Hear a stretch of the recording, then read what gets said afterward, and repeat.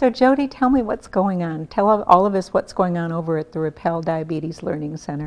Well, we've gotten off to a real busy start this year. Lots of classes, some new classes that we are offering now in our series of diabetes education classes. And we even have our what we call the pre-diabetes class, which is really helpful to a lot of folks. Oh, I'm going to stop on there. Yeah. How would someone now, a doctor would recommend that they come and see you? Yes. They're kind of borderline with Absolutely. their, okay. We have both. We have classes that focus just on food and nutrition only if the patient does have what they call pre-diabetes, or years ago it was borderline diabetes, because typically those folks aren't checking their blood sugars, or the doctor's not requiring them to do that. Or taking medications. And then obviously if a person is diagnosed with diabetes, we have the full classes, which includes food and nutrition and medication and testing. We go over a lot of different topics for that. And so we kind of break those two things up in order to make sure that the patients get what they need. Some of our newer series that we're working on also are some advanced classes, which are really helpful for folks that have had diabetes for a little while. Something and for everybody, all the way through. Right, all the way through, you know, the beginners and then the advanced.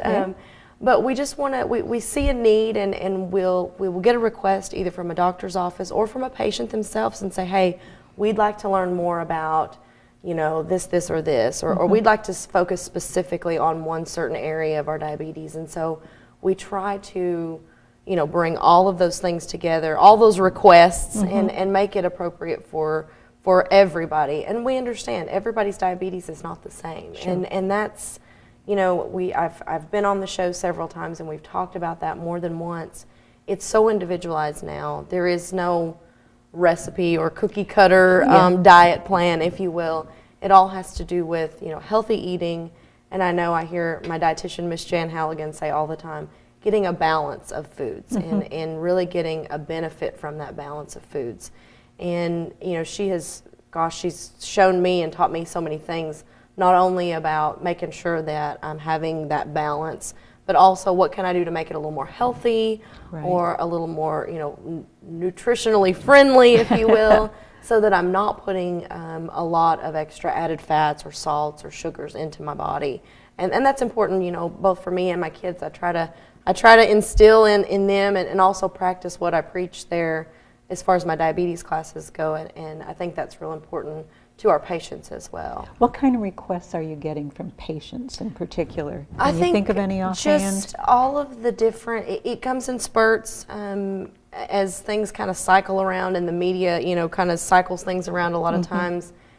Is this certain food bad, or what can I eat? That's one of my favorite questions to answer, and my answer to that always is food. You can eat food, you know, and that's what we want you to eat. We don't want folks out there trying to, you know, spend a lot of their financial resources on overly priced diet plans or expensive, you know, types of things like that, because really and truly you can get what you need right at the grocery store, and it is probably one of the most beneficial things. And so I oftentimes catch myself saying this, it's not about what you eat, it's about how much and what you're eating together, and it's that balance. And so I think that is one of the biggest misconceptions, is people think, well, I can't eat this or I can't eat that. And really and truly, the food and the limitations are very, very, very little. I mean, with diabetes, it's just about having that balance and making sure carbohydrates, proteins, and yes, even some fats. And we focus on the more heart-healthy fats for our patients. Like avocados? Avocados, good yay, fat. and olive oils, and you know, the canolas, the less solid fats. A lot of our animal fats, unfortunately, are very saturated, and they do clog up our arteries and cause problems. And cardiovascular disease is a huge link to diabetes. Those things go hand in hand. I tell people they're like my two boys. You know, when one of them's in trouble, the other one is quick to follow. And so that typically comes into play, and we have to be conscious for our diabetes patients. You know, yes, we look at their blood sugars, but how else is it affecting their system? And the heart is one of the most common places that are affected. So I know with Jan, we've had Jan Halligan, we've had different conversations over the years, and she's always saying, stay on the outside of the grocery store. Oh, yes. Meaning that's where all the fruits and vegetables and the stuff that's really, really good for you. It is, and it's real amazing to go in and look at the different, the different products and the different things. And I actually brought a couple things today to kind of talk about that. I'm glad you brought that up, because it's not always applicable living in Mountain Home, Arkansas to get fresh produce. And so sometimes we are sort of backed into that corner of buying some frozen items or even some canned items sometimes.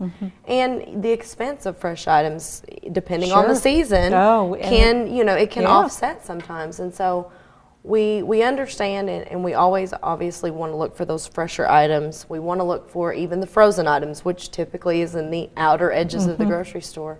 But even if you have to get into the canned areas, especially with the vegetables and things, we ordered some of these little can strainers, and I don't know if you can see those from out there, but they're really handy to go on the top of your cans so that you can strain some of the juices off. Yeah. With the vegetables, we worry about added sodium, obviously, with the processes. And with some of the canned fruits and things, if they're sitting in some sweetened syrups or even their own juices, that can add to the carbohydrates for people. And so we look at both of those areas and we thought, what can we do to make that a little bit more friendly, and especially for our diabetes patients. I'm going to even open this one because it's so go cool. ahead.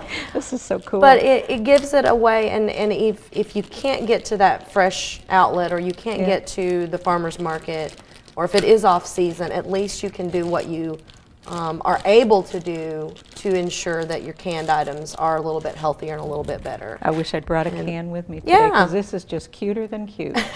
Put this on the can and drain it. Do you recommend, like, for instance, let's go to the vegetables, back to a canned vegetable then. You drain off the juice that it came with, but then can you also rinse it again? Rinsing it a couple of times will pull a little bit more of that, and then cooking it, like I do green beans a lot, and sometimes I do the canned ones. And so I'll rinse them a couple of times and then put them back in just some regular water. Don't add any salt back into there. Maybe a little onion powder, a little pepper, and that'll give it some flavor back. Because we love green beans at my house. That's one of the green veggies that everybody will eat at my house. So we have a lot of those. But yes, and the rinsing, and even the fruits. If you do happen to, I know I accidentally picked up some fruit the other day that was in syrup, and as opposed to hauling it all the way back to the grocery store, I wasn't paying attention.